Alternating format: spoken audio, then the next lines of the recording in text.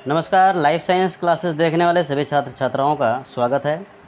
छात्रों, इस वीडियो में हम हाई स्कूल जीव विज्ञान विषय के अध्याय 2 का अध्ययन करेंगे, जिसका नाम है नियंत्रण और समन्वय।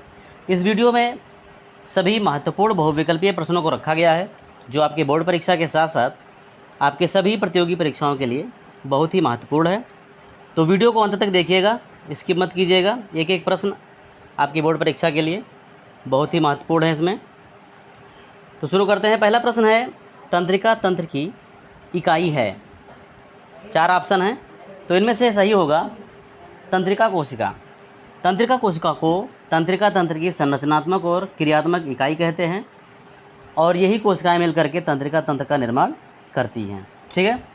अगला प्रश्न है, तंत्रिका तंत्र का कार्य होता है।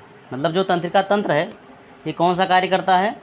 इसमें भी 4 ऑप्शन दिए गए हैं, देखिए कौन सा कार्य है। इसका सही उत्तर है संवेदना को ग्रहण करना। संवेदना मतलब क्या होता है, सूचनाएं होती हैं, जो बाहरी उद्दीपन होते हैं या भीतरी उद्दीपन होते हैं, उनको हमारा तंत्रिका तंत्र ग्रहण करता है, उनकी व्याख्या करता है और फिर अपवाहक अंगों से प्रतिक्रिया करवाता है। अगला प्रश्न है, निसल्स के कण पाए जाते हैं।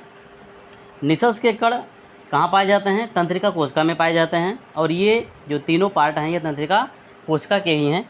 तो इनमें कहाँ होते हैं, ये तंत्रिका कोशिका के मुख्य भाग कोशिका काय में होते हैं, जिसको साइटोन कहते हैं। निसल्स के कण कहाँ पाए जाते हैं, साइटोन में पाए जाते हैं। अगला प्रश्न है, मनुष्य के मस्तिष्क का भार कितना होता है। मनुष्य के मस्तिष्क का भार होता है 1300 से 1400 ग्राम।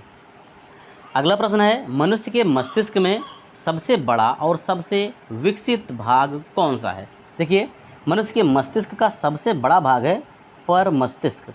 पर मस्तिष्क को सेरेब्रम कहते हैं, और सबसे विकसित भाग भी यही है। सोचने समझने की, तर्क करने की, जानने की, सीखने की, ये सारी जो शक्ति होती है वो कहाँ होती है, पर मस्तिष्क में ही होती है। अगला प्रश्न है, मनुष्य के मस्तिष्क का कौन सा भाग ताप नियंत्रण का काम करता है, थर्मो रेगुलेशन का, यानी ताप को घटाने और बढ़ाने का काम करता है। तो ये है मनुष्य के मस्तिष्क का हाइपोथैलेमस। ये ताप नियमन करता है। मनुष्य के शरीर का तापमान होता है 37 डिग्री सेंटीग्रेड। सर्दियों में वातावरण का तापमान कम हो जाता है, और गर्मियों में वातावरण का तापमान बढ़ जाता है, लेकिन हमारे शरीर का तापमान 37 डिग्री और उसके आसपास ही रहता है। ऐसा क्यों होता है, क्योंकि हाइपोथैलेमस हमारे शरीर के तापमान को नियंत्रित रखता है। अगला प्रश्न है, मेरुरज्ज उत्पन्न होता है। मेरुरज्ज को कहते हैं स्पाइनल कार्ड, और ये स्पाइनल कार्ड हमारे रीढ़ की हड्डी में होता है। तो ये कहाँ से उत्पन्न होता है, ये मस्तिष्क से उत्पन्न होता है। तो ये सारे मस्तिष्क के भाग दिए हुए हैं। तो मस्तिष्क के किस भाग से, तो पश्च मस्तिष्क के मेड्यूला से उत्पन्न होता है। ठीक है। अगला प्रश्न है, मनुष्य में कितनी जोड़ी कपाली तंत्रिकाएँ होती हैं। कपाली तंत्रिकाओं को कहते हैं क्रेनियल नर्व्स। तो क्रेनियल नर्व्स की संख्या होती है 12 जोड़ी। अब ये बताइए, क्रेनियल नर्व्स होती कहाँ हैं, मस्तिष्क से निकलने वाली जो तंत्रिकाएं कहाँ से निकलती हैं, मस्तिष्क मतलब कि ब्रेन से निकलती हैं, उन तंत्रिकाओं को कहते हैं कपालीय तंत्रिकाएं। और जो तंत्रिकाएं स्पाइनल कार्ड से निकलती हैं, उन तंत्रिकाओं को कहते हैं परिधीय तंत्रिकाएं। तो कपालीय तंत्रिकाओं की संख्या होती है 12 जोड़ी, जबकि स्पाइनल तंत्रिकाओं की संख्या होती है पेरिफेरल, परिधीय मतलब पेरिफेरल तंत्रिकाओं की संख्या होती है 31 जोड़ी। ठीक है। अगला प्रश्न है, मेड्यूला ऑब्लांगाटा नियंत्रित करता है। देखिए, मेड्यूला ऑब्लांगाटा हमारे पश्च मस्तिष्क का भाग है, और ये नियंत्रित करता है अनैच्छिक क्रियाओं का। मनुष्य के शरीर में वे सभी क्रियाएं जिस पर मनुष्य की इच्छा शक्ति कार्य नहीं करती है, उसी को कहते हैं अनैच्छिक क्रियाएं। तो ये कार्य करता है, हमारे सभी अनैच्छिक क्रियाओं को नियंत्रित करता है। अगला प्रश्न है, प्रतिवर्ती क्रिया का उदाहरण है। प्रतिवर्ती क्रिया क्या होती है, किसी भी उद्दीपन के प्रति जो क्रिया होती है उसी को कहते हैं प्रतिवर्ती क्रिया।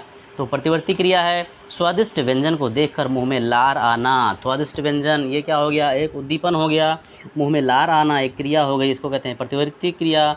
जबकि सांस लेना, पुस्तक पढ़ना, कार चलाना, ये सामान्य क्रियाओं के अंतर्गत आती हैं। अगला प्रश्न है, प्रतिवर्ती चाप बनाता है। प्रतिवर्ती चाप यानी एक कर्व बनाता है, रिफ्लेक्स आर्च। ठीक है। तो प्रतिवर्ती चाप क्या बनाता है, देखिए प्रतिवर्ती क्रिया में होता क्या है, हमारे पास एक अंग होता है जिसको कहते हैं संवेदांग, और संवेदांग में संवेदी कोशिकाएं होती हैं जो संवेदनाओं को ग्रहण करती हैं, और ये संवेदनाओं को स्पाइनल कार्ड यानी मेरुरज्ज में ले जाती हैं। मेरुरज्ज यहाँ से दूसरी तंत्रिका माध्यम से अपवाहक कोशिकाओं को मैसेज भेजता है क्रिया करने के लिए। तो इसका पहला ऑप्शन सही होगा। संवेदांग से सूचनाएं जाती हैं मेरुरज्ज में और मेरुरज्ज में जाती हैं अपवाहक अंगों में, और इसी प्रकार से एक प्रतिवर्ती चाप बनता है। अगला प्रश्न है, इनमें से मिश्रित ग्रंथि है। मिश्रित ग्रंथि मतलब दो या दो से अधिक ग्रंथियों का मिश्रण होना।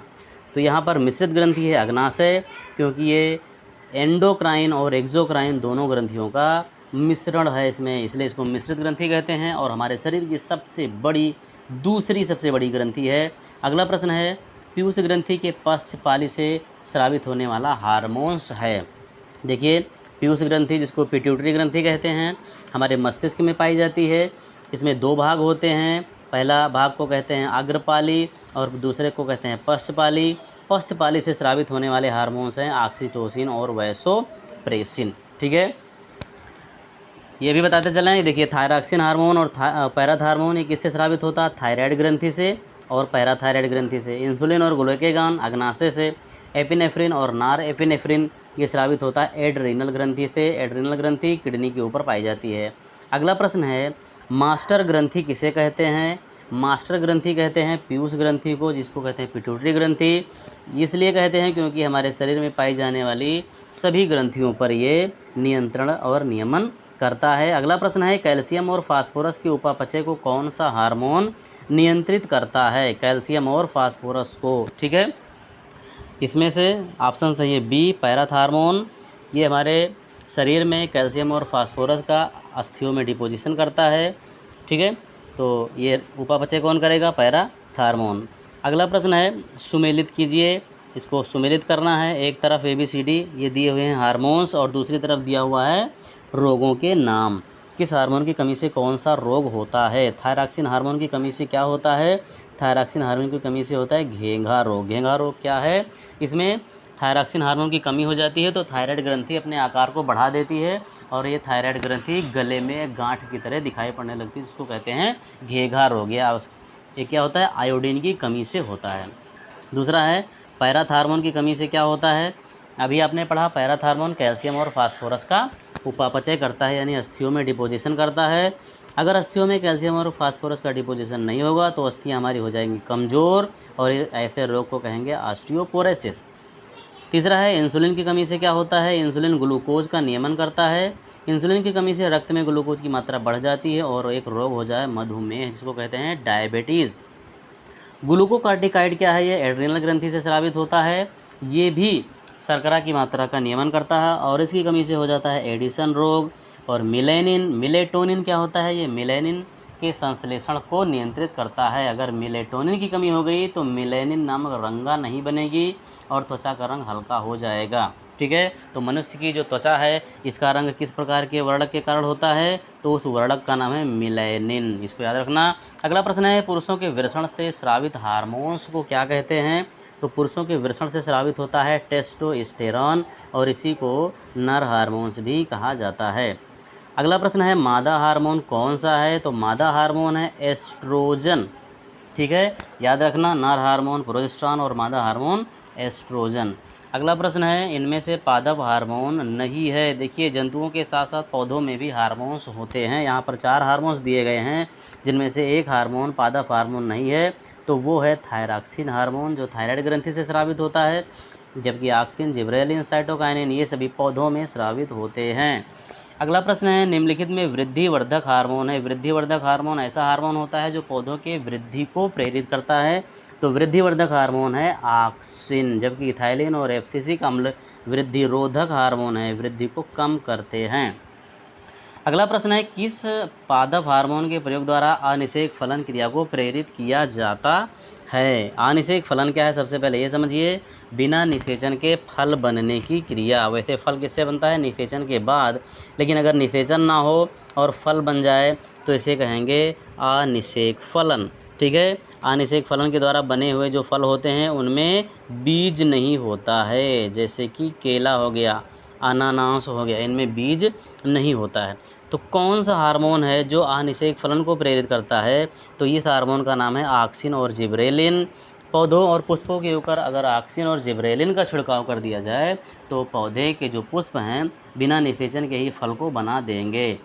अगला प्रश्न है, धनात्मक प्रकाश अनुवर्तन क्या होता है? प्रकाश अनुवर्तन होता है प्रकाश की तरफ मुड़ना, प्रकाश की तरफ मुड़ना, ठीक है, या प्रकाश की संवेदना से मुड़ना। अगर प्रकाश की तरफ मुड़ रहा है तो उसको कहेंगे धनात्मक प्रकाश अनुवर्तन। तो यहाँ पर सही उत्तर है तनों का प्रकाश की ओर मुड़ना। देखिए तने क्या होते हैं, वायवीय भाग होते हैं और प्रकाश की तरफ ही मुड़ते हैं, ठीक है। तो ये पहला प्रश्न, पहला उत्तर इसका सही होगा। जड़ें प्रकाश की ओर मुड़ती हैं? नहीं, जड़ें तो भूमिगत होती हैं। तनों का प्रकाश के विपरीत मुड़ना, तने प्रकाश के विपरीत नहीं मुड़ते हैं, जिधर प्रकाश होता है उधर ही मुड़ते हैं। और जड़ों का प्रकाश के विपरीत मुड़ना ये धनात्मक प्रकाश अनुवर्तन नहीं है, क्योंकि ये धनात्मक गुरुत्व अनुवर्तन है। अगला प्रश्न है, क्लाइनोस्टेट उपकरण का प्रयोग किया जाता है। तो क्लाइनोस्टेट जो उपकरण है ये गुरुत्व अनुवर्तन प्रयोग हेतु किया जाता है। गुरुत्व अनुवर्तन क्या है? पौधे के किसी भाग का भूमि की तरफ मुड़ना गुरुत्व अनुवर्तन कहलाता है। जैसे पौधे की जो जड़ें होती हैं वो जड़ें पृथ्वी की तरफ ही मुड़ती हैं, ठीक है। अगला प्रश्न है, फलों को पकाने में सहायक हार्मोन्स है। कौन सा हार्मोन ऐसा है जो फलों के पकाने में सहायता करता है? तो फलों को पकाने में सहायक हार्मोन है इथाइलिन। एक बात याद रखना, इथाइलिन एकमात्र ऐसा हार्मोन है जो गैसीय अवस्था में पाया जाता है। कौन सा हार्मोन है ये? गैसीय हार्मोन है, ठीक है। अगला प्रश्न है, खरपतवारनाशी हार्मोन्स है। कौन सा हार्मोन जो खरपतवार को नाश करता है? खरपतवार मतलब जो कृषि योग्य भूमि होती है, फसलों के बीच में अनावश्यक रूप से उगने वाली घासें ही क्या कहलाती हैं? खरपतवारनाशी। तो हम हार्मोन का छिड़काव करते हैं और खरपतवार को नष्ट कर देते हैं और अपनी फसल को और ज़्यादा वृद्धि करने के लिए प्रेरित करते हैं। तो वो खरपतवारनाशी हार्मोन कौन सा है? 2,4-D। अगला प्रश्न है, छुई मुई के पत्तियों को छूने से इसकी पत्तियां बंद हो जाती हैं। ये कौन सी गति है? आपने देखा होगा कि जब छुई मुई पत्तियों के पत्रक हो, जैसे छुई मुई में ऐसे पत्रक लगे हुए होते हैं, तो अगर एक सिरे पर हल्का सा यहाँ पर टच कर लें तो सारे पत्रक धीरे धीरे करके ऐसे ऐसे बैठते चले जाएंगे और छुई मुई की पूरी पत्तियाँ बंद हो जाएंगी। तो ये कौन सा गति होगा? ये गति कहलाएगा कंपानुकुंचन, ठीक है, कंपन से इसकी गति होती है। अगला प्रश्न है, पादप हार्मोन कोशिका विभाजन में सहायक होता है। तो ये कौन सा हार्मोन है? इस हार्मोन का नाम है साइटोकाइनिन। ये कोशिका के विभाजन को प्रेरित करता है, यानी कि जहाँ भी कोशिकाएं विभाजित नहीं हो रही हैं, अगर उसको साइटोकाइनिन दे दिया जाए तो कोशिका वहाँ से विभाजित होने लगेंगी। इसी का प्रयोग करके जो हमारे सजावटी पौधे होते हैं उनके कलम लगाते हैं। मतलब जो कलम होती है, जैसे मान लो गुलाब का कलम है, साधारणतः गुलाब का कलम हम काट के लगाएंगे तो हो सकता है ये जड़ इसमें ना आए जल्दी, लेकिन अगर इस भाग को साइटोकाइनिन से डुबो दें, साइटोकाइनिन में, और फिर इसका रोपण कर दें मृदा के अंदर, तो इसमें बहुत जल्दी ये जो कलम होगा, इस कलम से बहुत जल्दी जड़ें निकल आएंगी और नए पौधे का निर्माण हो जाएगा। अगला प्रश्न है, मस्तिष्क का कौन सा भाग शरीर में संतुलन बनाने का काम करता है? ये मस्तिष्क के ही भाग दिए गए हैं सभी। इसका सही उत्तर है अनुमस्तिष्क। अनुमस्तिष्क को कहते हैं सेरेबेलम। सेरेबेलम क्या है? पश्च मस्तिष्क का भाग है और ये हमारे शरीर में संतुलन का कार्य करता है, मतलब हमारे शरीर को बैलेंस बनाए रखता है। ये मुख्य रूप से हमारी पेशियों पर वर्क करता है, ठीक है। तो इसी प्रकार से मनुष्य अपने शरीर को संतुलित रखता है, किसी सक्रिय मार्ग से भी गुजर सकता है। लिखते समय वो अपने हाथों को संतुलित करता है, जिससे उसकी लिखावट अच्छी होती है, और जो भी पेशीय काम है वो अपने सारी पेशियों को संतुलित अवस्था में रखता है। तो ये हो गया अनुमस्तिष्क। कभी कभी क्या होता है, कुछ व्यक्ति जो शराब पीते हैं, तो जो शराब होती है वो अनुमस्तिष्क को प्रभावित करती है, जिससे मनुष्य का अपने शरीर पर संतुलन नहीं रह जाता है और वो ना तो ठीक से बोल सकता है और ना ही ठीक से चल सकता है। तो ये हुए इस चैप्टर के मात्र 28 क्वेश्चन और सारे इंपॉर्टेंट क्वेश्चन इसमें हैं। अगर आप हमारे चैनल पे नए हैं तो चैनल को सब्सक्राइब कर लीजिए, बेल आइकन दबा दीजिए, ताकि आने वाली वीडियो का नोटिफिकेशन सबसे पहले आपके पास पहुंचे। और इस वीडियो को ज़्यादा से ज़्यादा अपने दोस्तों में शेयर कीजिए। वीडियो अच्छा लगा हो तो वीडियो को लाइक कीजिए और हमें कमेंट करके भी ज़रूर बताइए। मिलते हैं अगले अध्याय में। नमस्कार।